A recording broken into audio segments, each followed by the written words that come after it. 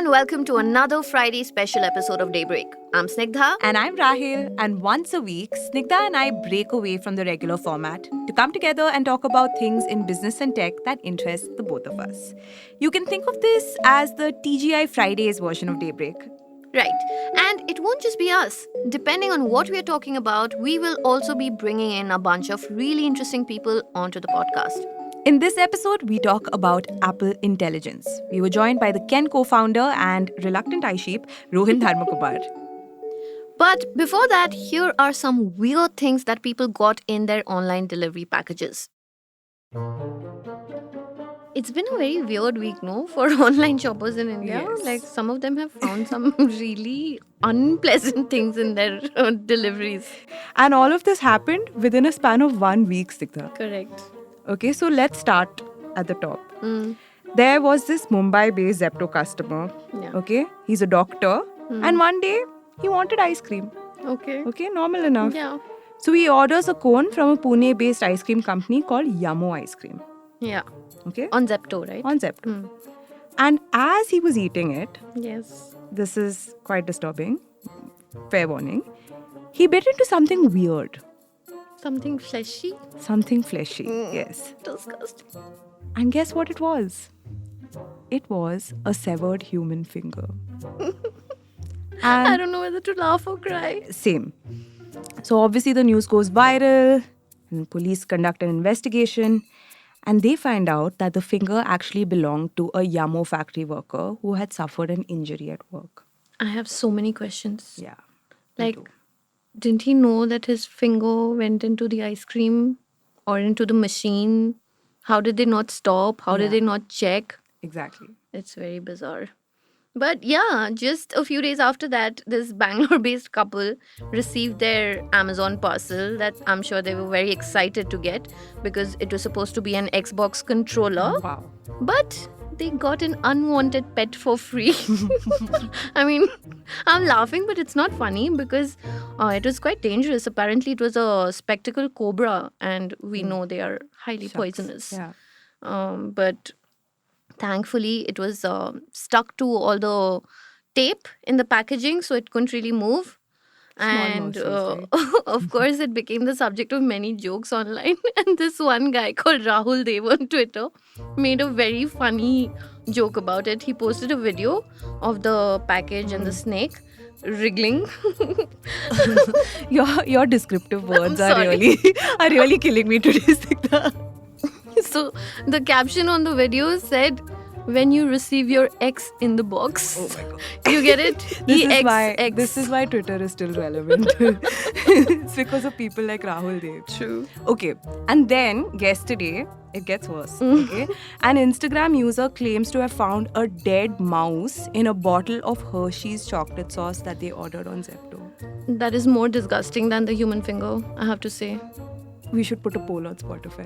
Yeah. What is more disgusting? Okay, we're doing it. Okay. Guys, whoever's listening to this, don't forget to take the poll at the end of the episode, okay?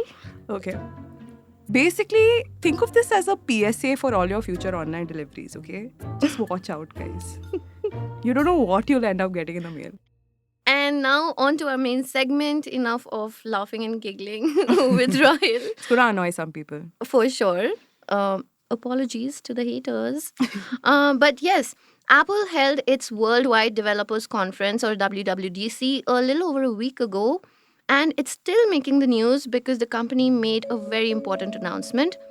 It launched Apple Intelligence, and with that, Apple has now officially entered the AI race. What is it? How is it different from other AIs?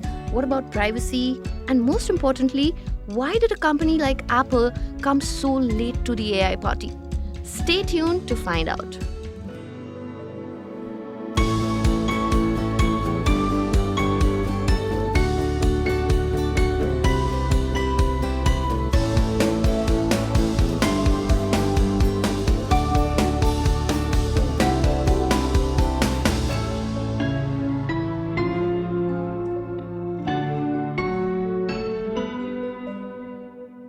Okay, do you guys know what an ice sheep is? No. I'm not an eye sheep. Of course he knows. Are you sure though? I was going to say I'm sure there are some eye sheep in this room with us. Why are you not an eye sheep? But first tell us what is an eye sheep. So an eye sheep, for our listeners who don't know what it is, an eye sheep is kind of a derogatory term that an Android user, an Android fan uses for Apple users who blindly buy anything that Apple puts out. I'll be honest and I'll say I am an eye sheep with very little disposable income, but I am an eye sheep. But why don't you think you are an eye sheep, Rohin? I guess that's how it is, right? Like, if you go and ask eye sheep if they feel that they're eye sheep, they're always going to say, no, they're not eye sheep. I should put it out there because all our listeners should know why Rohin is here in the studio. And this is 2 years ago when I joined the Ken. And I started working remotely from my hometown. And they sent me a brand new MacBook and I was shaken. I was like, what is going on? Because I'm used to working in media organizations that send us like dabba laptops, So obviously the person behind that decision to give all employees MacBooks is Rohin, our co-founder. Yeah, I know. And I think you hit upon something there. This thing of, and I'm sorry, I'm just going to kind of step back. It really goes back into, I think, journalism and journalists. And one of the things we always believed is that, look, I mean, if we want to do great journalism, it has to start with great journalists. And if you're a journalist and you're working on what you called a dabba laptop, right? Yeah. Which is slow and it takes time for Word to load and then it crashes often and stuff like that. You can't be feeling good about working on that. And it's going to reflect in the way you use it and in the way you report and the way you write, etc. Right? So therefore, it was largely a function of, hey, let's give people stuff that they enjoy using. And I think what's a better example of that than a MacBook?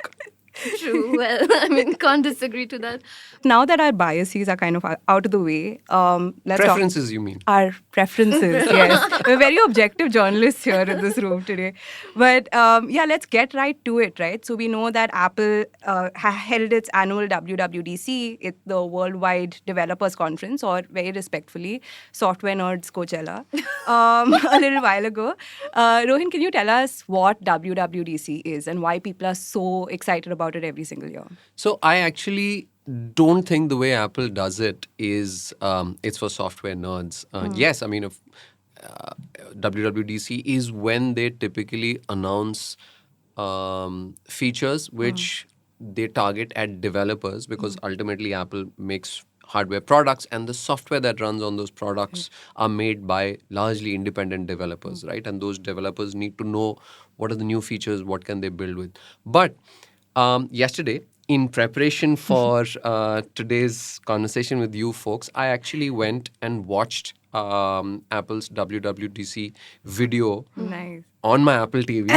Of course. And I must tell you, I mean, you'd be amazed. The video actually, it's an hour and a half long video which cuts through all the products that they launch. It starts with Apple execs in a plane.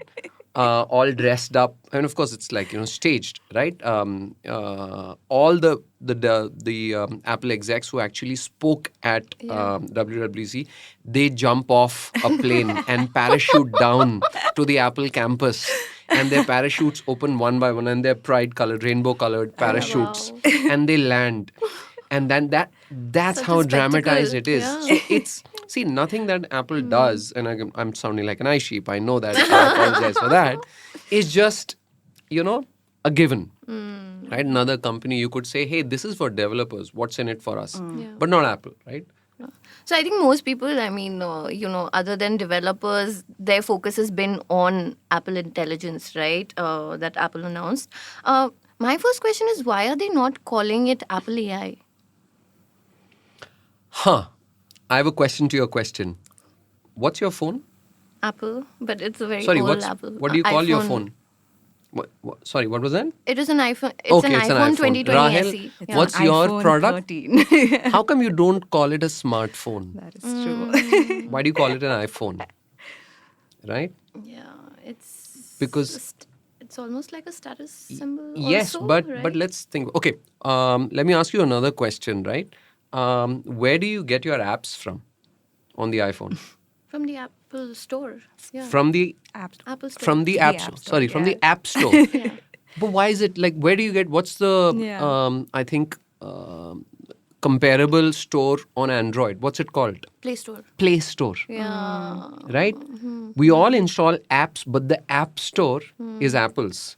We all have smartphones, but Apple's product is called an iPhone. Yeah. So therefore, it stands to reason that Apple is not going to just blindly use names that other people use, but I think it's super clever, right? Calling it Apple Intelligence is some version of, it's the iPhone. It's like everyone else has a smartphone, you have an iPhone. Correct. Everyone else uses AI, you're using Apple Intelligence. Again, the whole trust factor also comes in. Yes, because- and over a period of time, I'm sure, I don't know whether they'll succeed or not.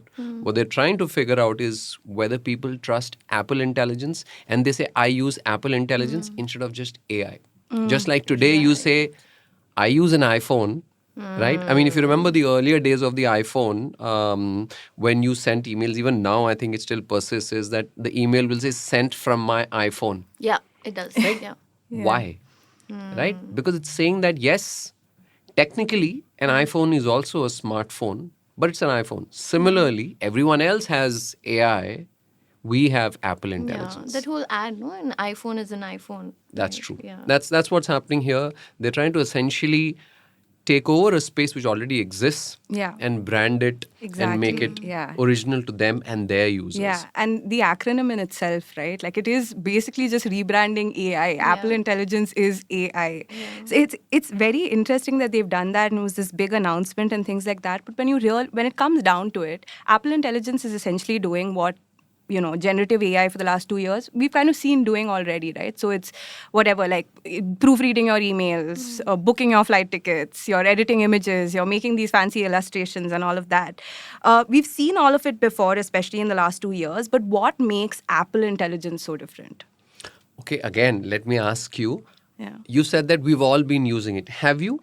Have you been actively? using... No, I mean, it's a genuine question, right? Have you been using AI tools to book your tickets, to generate images, to do your writing for you? I have not. Okay. But let's it's hold that. out there. Let's hold that thought, right? Because that's important. If I said I was, I'd be in trouble. No, not at all. Not at all.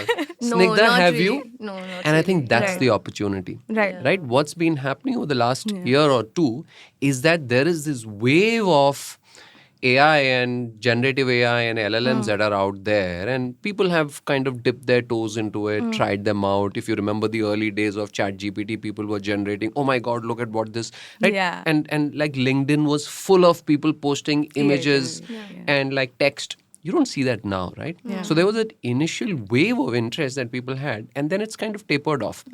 So by and large, I'd assume that most people are not using it regularly. And that's really the opportunity. So, Rohin, as someone who's been a part of the Apple ecosystem for so long, Wow, you make it sound like, I'm like they formally welcomed me into like that ecosystem and give me an award and like, yes, all right, but let's go with that. but I'm just curious to know, how do you see Apple Intelligence once it comes to your device? Like, how do you see it changing your life? I don't. Really? Fair disclosure, I'm an AI skeptic, right? I do not have a ChatGPT account.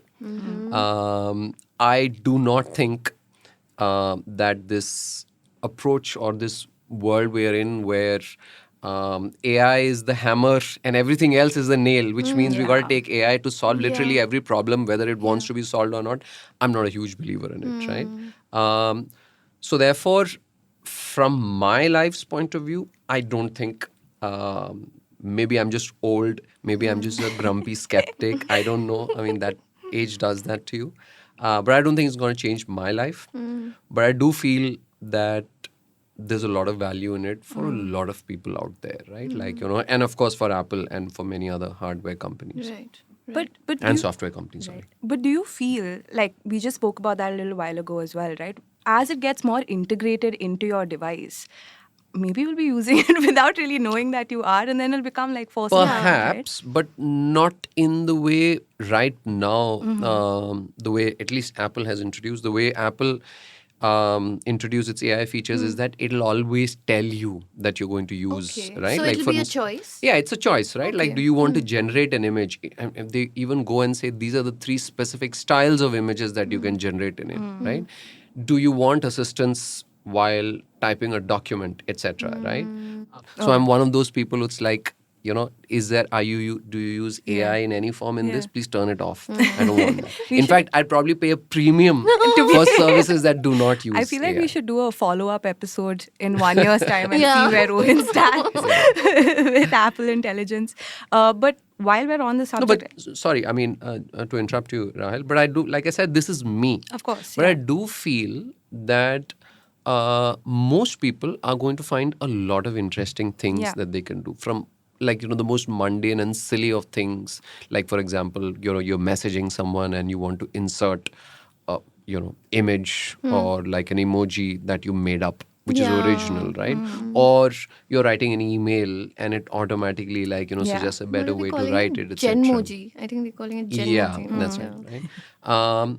So yes, I think the value of AI comes from all of these small bits Yeah. that we don't know. Just like it's like spell check, right? I mean, there used to be a time when you had to kind of do it explicitly, and now it just happens as you're writing. It Yeah. happens, and we don't even realize when that changed. So AI is going to be like that for a lot of people.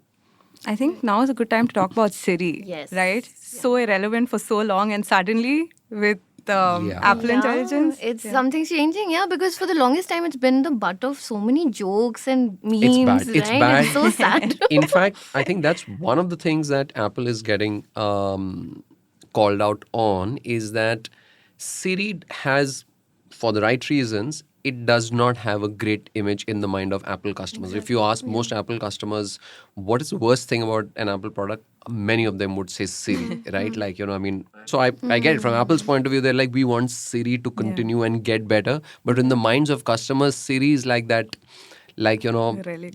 is exactly, right? Like, the one that can never understand, like, Yeah. But maybe, after this, Siri will actually become the personal assistant that customers have always dreamed of, right? It's like it'll finally become what we wanted it to become. Exactly, right. Maybe. We don't know that. Let's hope it does. Because I can certainly say that as someone who uses Apple products, God knows that we want Siri to get better. But now there's the whole natural language also, right? They've optimized Siri to understand the way you talk, like, with your ums and ahs and your accent. I'll believe it when I see it, right? I have a bit of an existential question for the both of you. Whoa. And this is not a question. This question's been asked so many times ever since ChatGPT. And I know you are an AI skeptic. I wonder if this has a role to play and all of that. But do you worry that with AI basically rewriting emails, with doing art, right? Do you worry that everything that we do, especially more creative things, will lose that innate kind of humanness, right? Like that rawness, that rough. Is that something that ever worries you guys?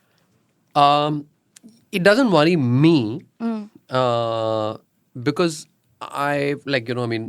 it's fair disclosure that at the Ken we've disclosed, very early on when ChatGPT launched. I think Seema, our editor, and my co-founder wrote a blog post saying that we are not going to be using AI in our journalism. Yes. Right? But back to your question, it's not that it's become. I think it's already out there, right? So if you look at the amount of, a lot of the work that was created in the world is not, we call it creative, but it wasn't really. It was just mundane, and that just becomes more automated and AI generated. I do feel like there's going to be a significant amount of job loss and loss of human creativity as AI starts to automate, which is nothing but it's seen how humans, it's been fed on training data which has been done by humans, and it just does a better job of recreating it, right?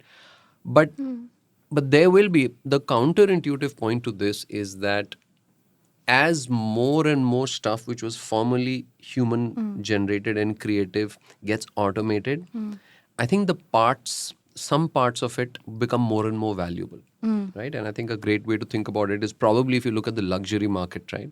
Where we've had mass manufacturing and cheap goods from China and $1 products and Shein and all of that, right? But why is it that French luxury is so epitome. powerful, right? Yeah. For a brief point in time, I think the owner, Bernard Arnault, I don't know how you pronounce his name, was the Renault. richest man in the world. Correct.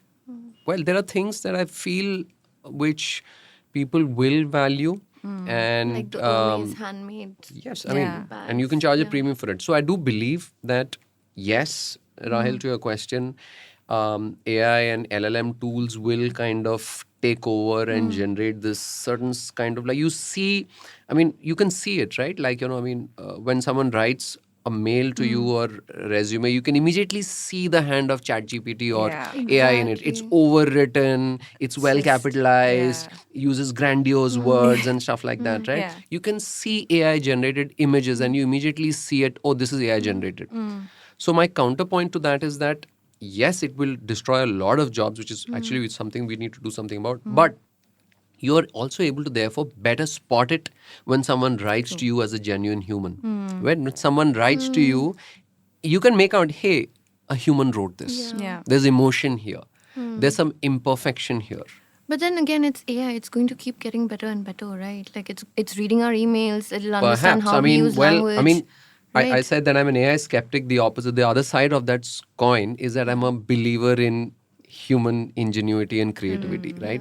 I think we assume that, I mean, we've evolved as humans, right, for so long, and we've done a lot of great things. We're just assuming that we will not know how to get better at it, right? So, yes, I mean, both sides of the coin are true. Yes, AI will kind of destroy more and more of what we did, but I think more of us will figure out how to do things Find a way which, around yeah. it.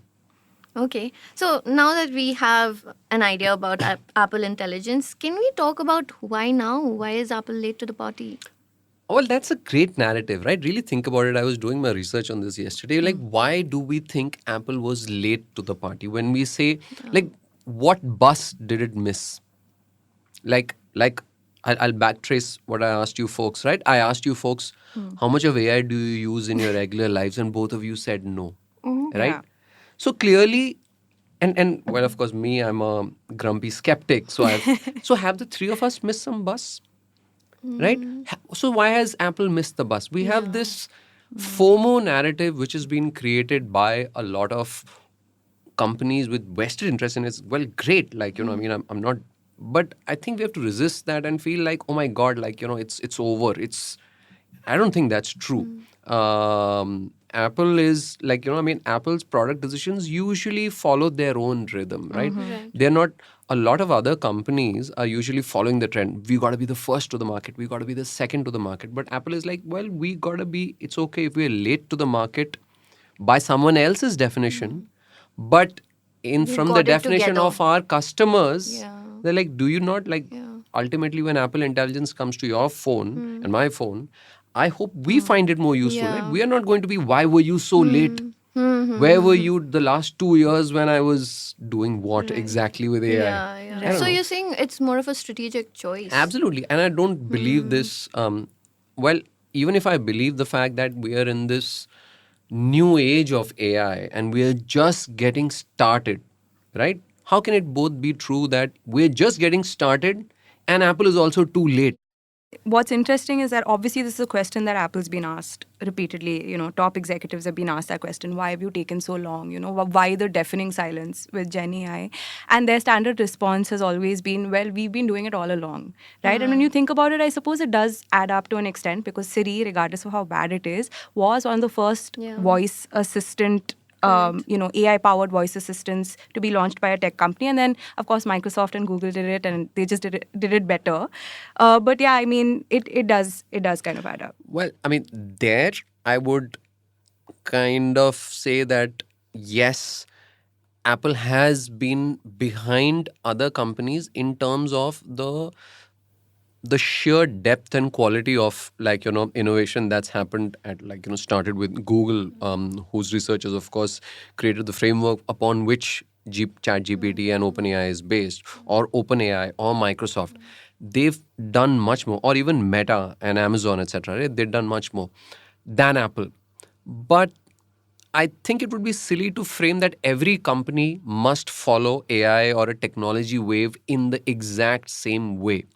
Why must Apple do exactly the same thing, spend, buy those same NVIDIA GPUs, spend the same amount of billions of dollars training, publish papers, etc.? I mean, I think they're allowed to, and I think as customers, we expect them to do things that matter more to us than signaling to the world that we are ahead on this race and we are number one or number two, right? I honestly don't care.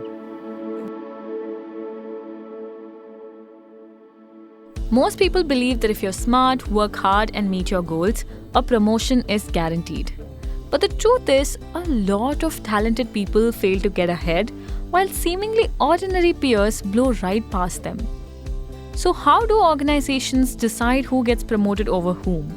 If it's not entirely based on performance, does it mean that you have to suck up to your higher ups? Kind of play office politics? Be everything everywhere all at once?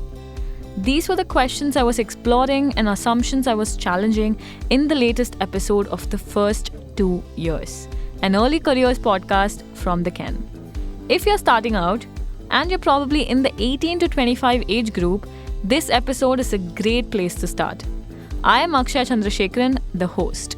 You can't have favorites as a podcast host, but this one about how to make a case for your promotion is definitely my favorite.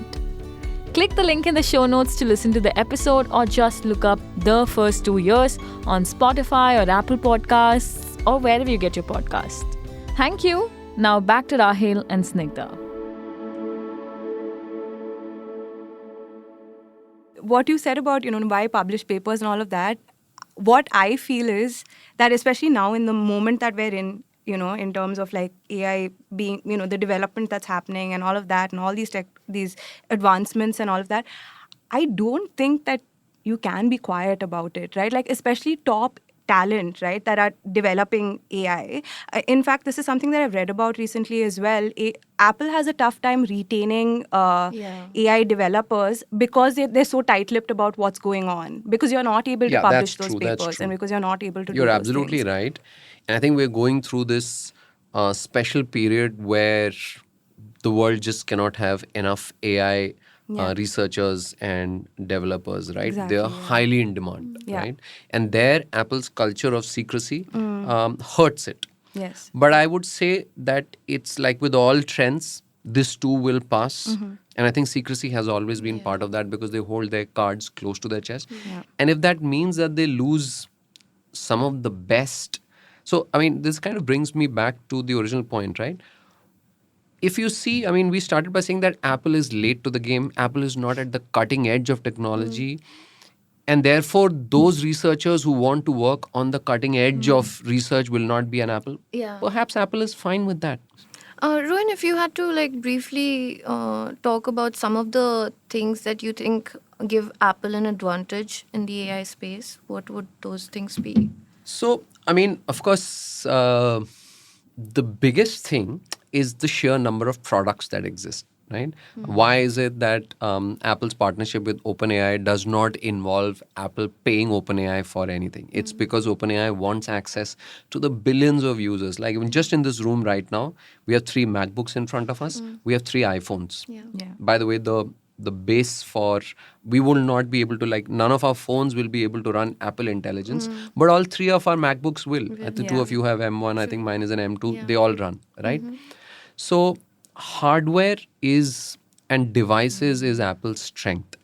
And I think that's where you will see a lot of, like, innovation from them. So I think we've already now reached a stage where people are figuring out, okay, all of this is great, but how many people can we get on a regular basis to pay for AI on a monthly basis? And here, the most interesting thing is Apple says Apple Intelligence will run free on your device. What does that really mean? You have to buy an Apple device. That's right? So where is the monetization happening? Through the device, right? Hardware. So what happens is, and I think it's an interesting two roads will open up in 2024. Up till now, you're seeing most AI companies talk about, here's our product, you need a subscription to it. It could be Perplexity, it could be ChatGPT's premium version, it could be Google's Gemini Pro, etc. and all that. You got to go to their site, you got to sign in, they're trying to sell you a software subscription. And we can already see signs that not enough people are really convinced and buying it, right? And Apple is saying that, look, what if you didn't have to pay extra for AI? What if it was embedded in your products already by us? That's so powerful. Right? Yeah. So in the process, which leads to another trend, right? Why is AI so powerful as a technology trend is because we all know that running AI models is enormously computation intensive, right? In the servers, in the data centers, you need to have those powerful NVIDIA chipsets, which cost ridiculous amounts of money, right? On your phones or devices, they need to be powerful enough, right? Like, you need to have the M1 laptops or later, right? The only iPhones that will support Apple Intelligence is 15 and above, right? What does that mean? It means AI started as a software feature, but in order to run it, you need more and more powerful hardware. Let's come back to privacy, right? Like the one thing that you mentioned has always been so appealing about Apple is trust and privacy, right? Even when it introduced Apple Intelligence, it said great power comes with great privacy. But the whole way it's been built, the premise itself is so contradictory because on one hand, that for Siri, for example, to function at its optimum best with Apple Intelligence, it has to see everything. It's going to have access to your whole life, basically, right? But it already does. Yeah, it already does. But but when you're conversing with it, I suppose what you're also hinting at is that most people don't realize this till they use it conversationally, and then they realize, wait a minute, how did you know that? Right? Like, it's like iOS and Apple already had access to everything which is on your phone, right? But when you use it to complete a task, you're like, wait, you already knew that I had a meeting coming up? Yeah, that is I think the scary that part. bulb lights up, right? Yeah, true. But then again, Apple is also saying that, we have, essentially what it's saying is that, listen, we have all this information about you, but trust us. We'll keep it safe. Yes. We'll not tell anyone.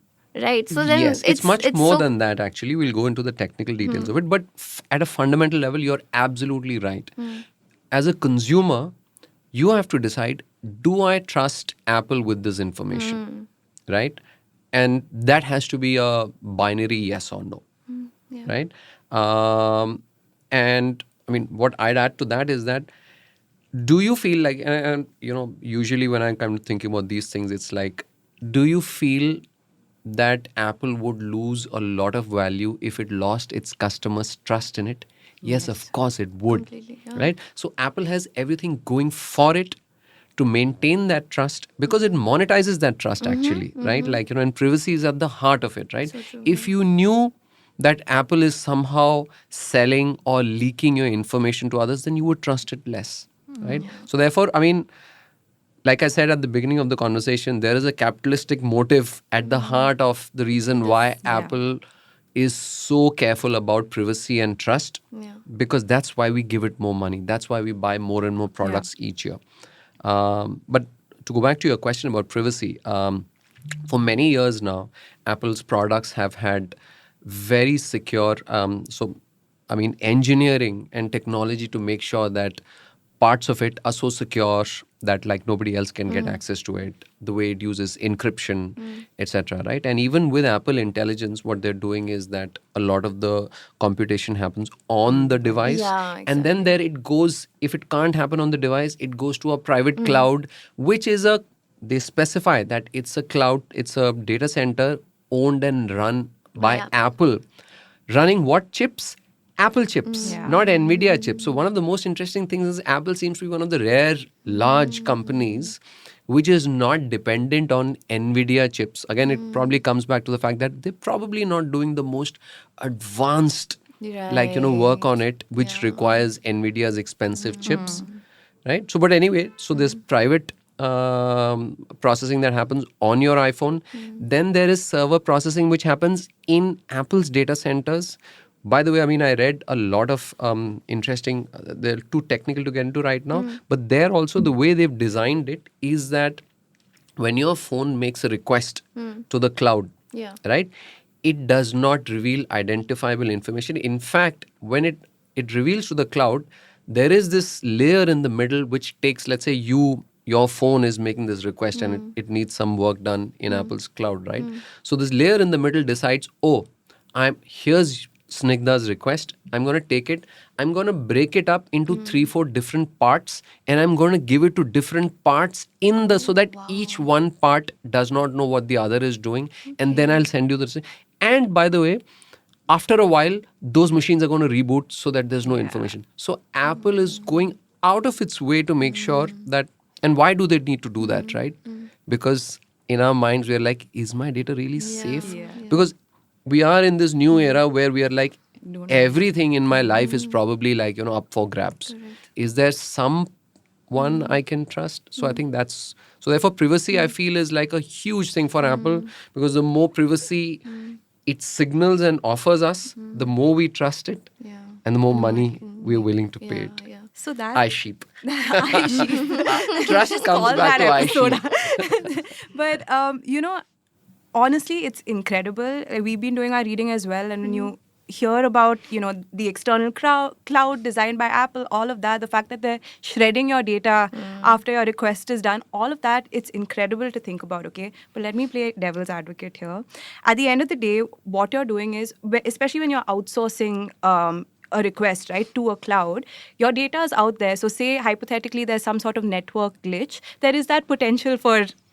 Of course, there's no denying that. Yeah. So this is like saying that when you're driving on a road, there's always this risk that you could be in an accident, right? Accidents happen, right?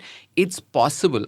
Like anything which is built with software and by humans can have a glitch, can potentially be hacked, right? But I think as a user, so if I were to reframe this, it's like, will an accident happen? Like, okay, I guess we're all right. But are you going to be the one to actually make it happen and sell it on the site? Are you actually saving my information so that no? I think that's what we want, right? We're not like, I think it's impossible to expect that there will be no glitches, no hacking, etc. It's impossible, literally, right? So they've basically done AI processing in the safest possible way. So, another thing that everybody's been talking about the conference is Sam Altman's appearance, right? Even though he didn't talk much.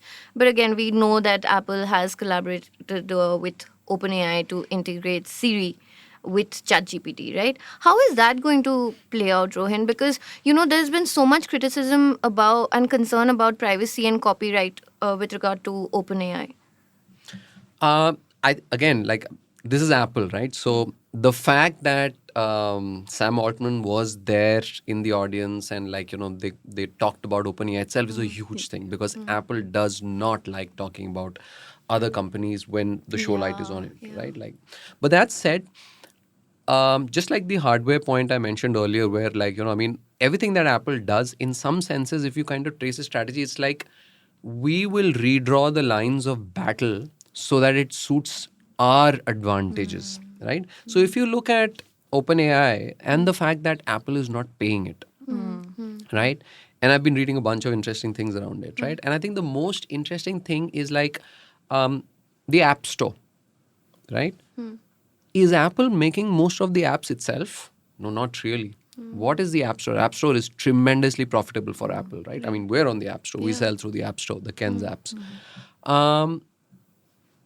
Why can't something like that happen on AI? Now, let's see how many AI tools there are out there, right? There are, of course, literally every large tech company has its own tool.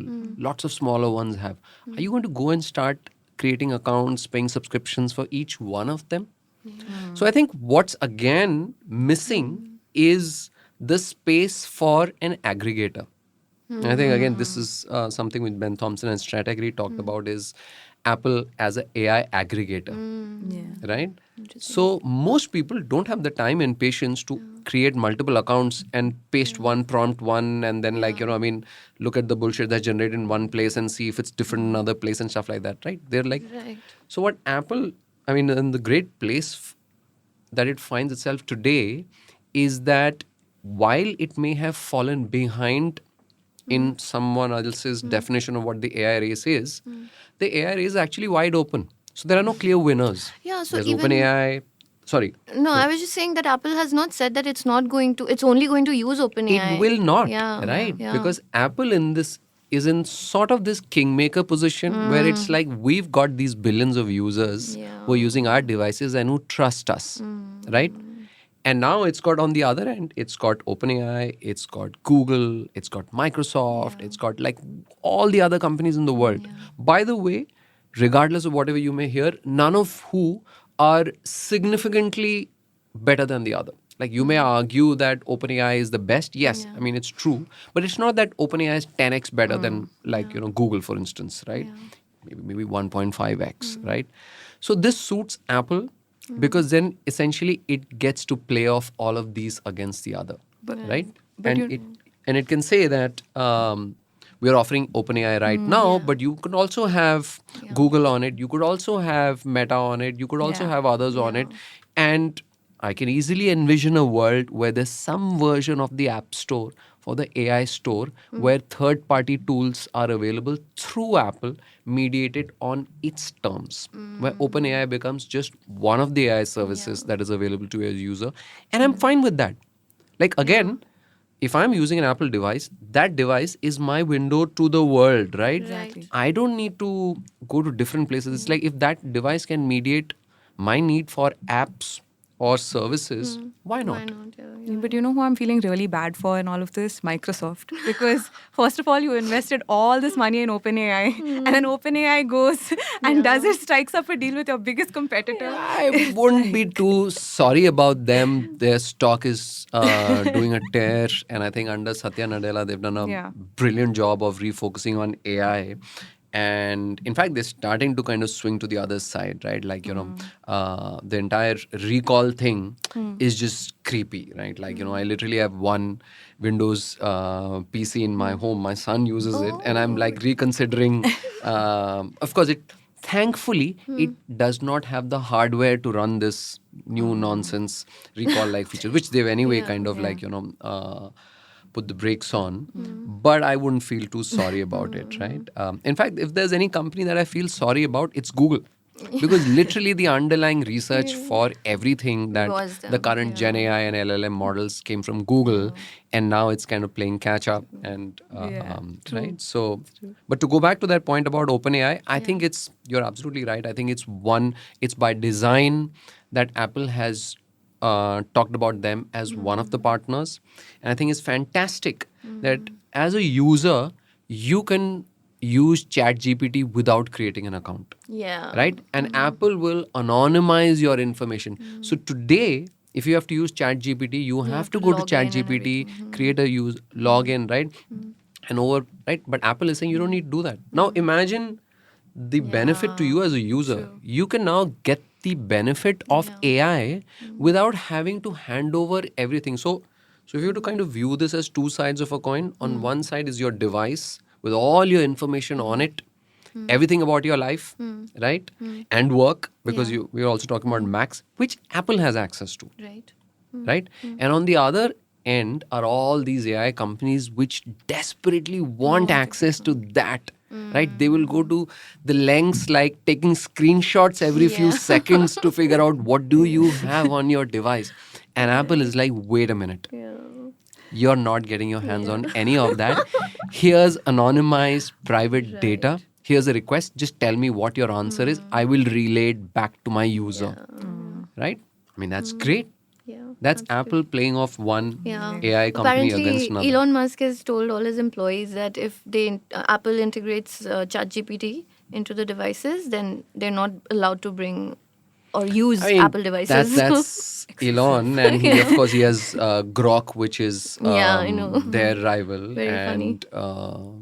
But honestly, like, I mean, usually at these choices, I'm like, okay, fine, what are you going to say? You're going to say, stop using Apple products and start using Windows products. And at some point, I guess Windows will be like, hey, we're taking screenshots of your laptop every few seconds and saving it. Well, if that's a safer choice for Elon Musk's employees, well, I guess that's fine, I guess. Got it. So, Rohin, what you said about, there being room for a possible aggregator is really interesting, because one of the questions that I wanted to ask was about third-party apps and just apps in general and revenue now that AI is in the picture, especially something like Apple Intelligence, right? So, for instance, hypothetically, if I have a phone powered with Apple Intelligence and I'm like, I want to book a cab, Siri is doing it for me, and I no longer have to go to Uber to be able to, to physically spend time on those apps to be able to do that, right? So suddenly now I'm wondering, how do these apps, any of them, right? Or if I want to listen to a podcast, I no longer have to go to Spotify to listen to it. I'll be like, okay, Siri, make me whatever, right? So how do these apps kind of make money then? And does this create like this massive opportunity for subscription-driven businesses at all, do you think? Boy, you don't say. That's not a leading question at all. Like, the Ken is not in the subscription business. Trying to be subtle about it. No, I mean, I think your point is very interesting and valid, and it did come up in a couple of the articles that I was reading, which is really what happens when AI mediates our conversation. By the way, this is not just about Apple, right? This is also about search. Yeah. When you go to Google today and you search and you get a bunch of these AI generated answers, many of which are sourced from publishers' sites, you never go to the publisher's site, Yeah. right?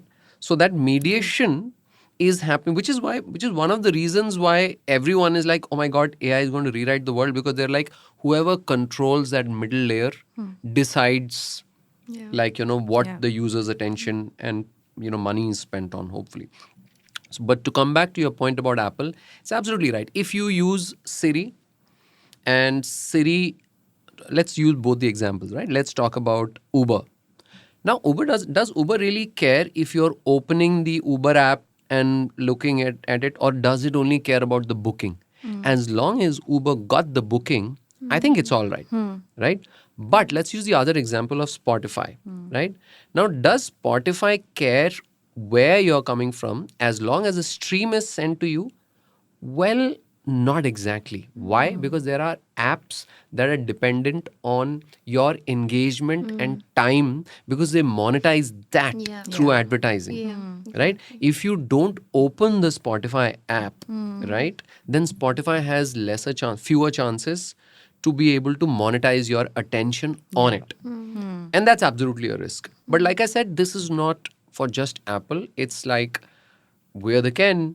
If somebody decides to summarize our articles and present them in a search engine, by the way, which is not, easy, because we're paywall, but still, right? We do lose out on people who would normally come to us.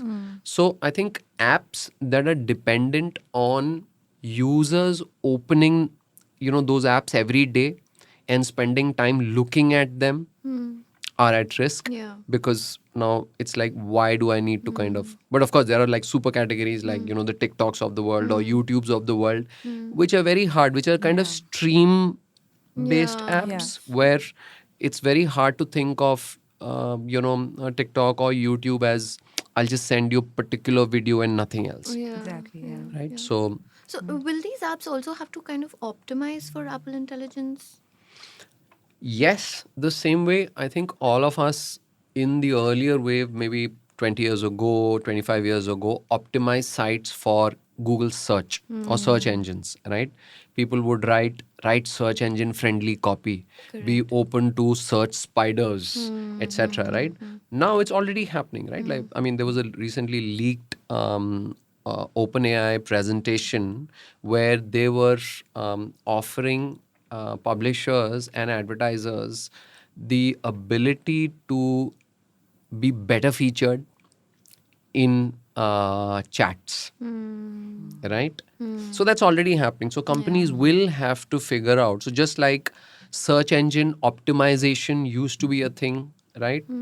It's already a thing that LLM model or Gen AI optimization. If someone were to go and search for something in, let's say, Perplexity, does your business or web page come up in that? Right. If someone were to search for cab, will Uber come up first? Will Ola come up first? Will something else? And who decides? And the best part is it's a black box. Nobody knows, Yeah. which is why it's so valuable.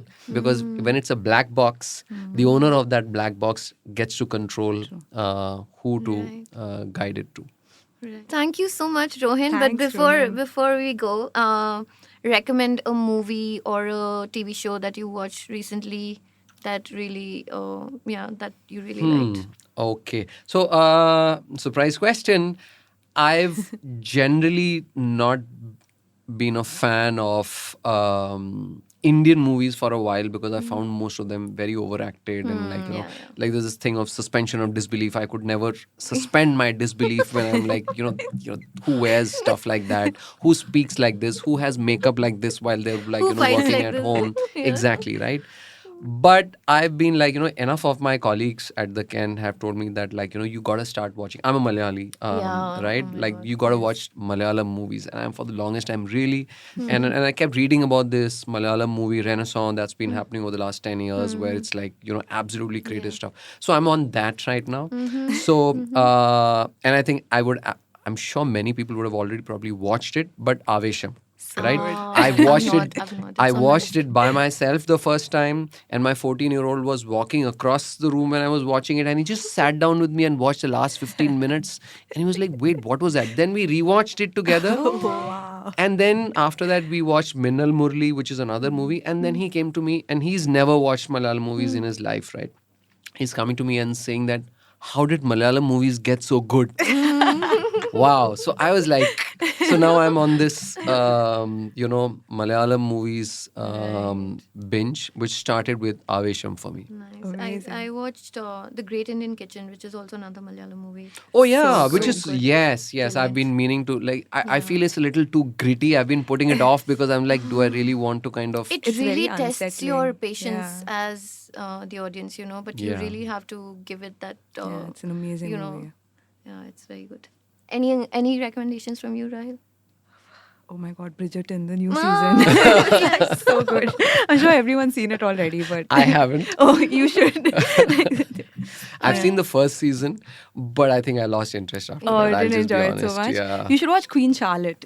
I saw Queen Charlotte. Yeah, it was Yeah. better then because even I started watching Bridgerton and I couldn't. And Queen Charlotte was better. Good. Yeah. But still, yeah, not my kind of show.